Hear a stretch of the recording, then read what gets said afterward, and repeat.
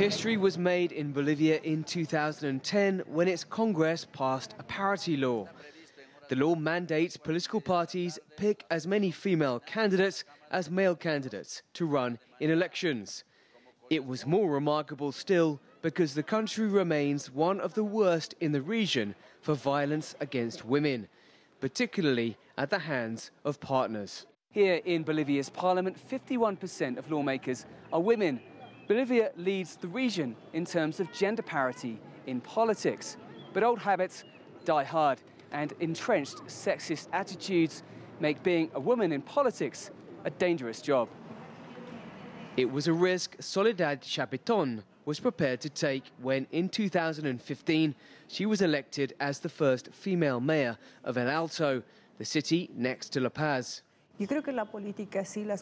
In politics, women give a lot of heart, a lot of passion to what we do.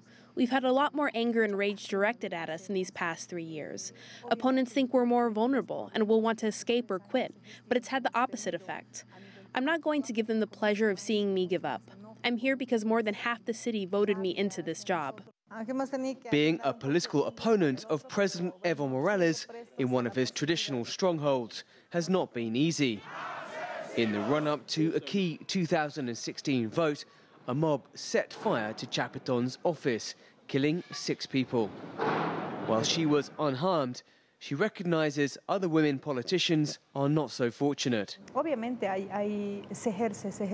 Obviously, influential positions come with the risk of violence. If there's violence on the streets, violence in Bolivian politics is no exception. There are many examples we could talk about. Today, there's more awareness about gender violence. These teen mothers are learning how to make a living and raise their children in a society where they are often looked down upon.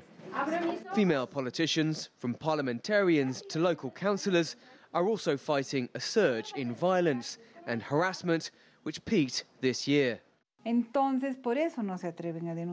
We know of cases where the councillors have had their salaries taken away. They don't report it because they're afraid of being attacked with bullying or even the threat of violence. The intimidation can also be social, cultural, or economic. Some analysts say the number of attacks are increasing. Not so long ago, women's participation in politics was minimal. It was men's territory. The increased participation of women has generated violence because men have lost some power in decision-making. Now there are laws to protect women's rights, but legislation can't change sexist stereotypes. And analysts warn if the attacks on women continue, they could prove a deterrent for female leaders. Dan Collins, CGTN, La Paz.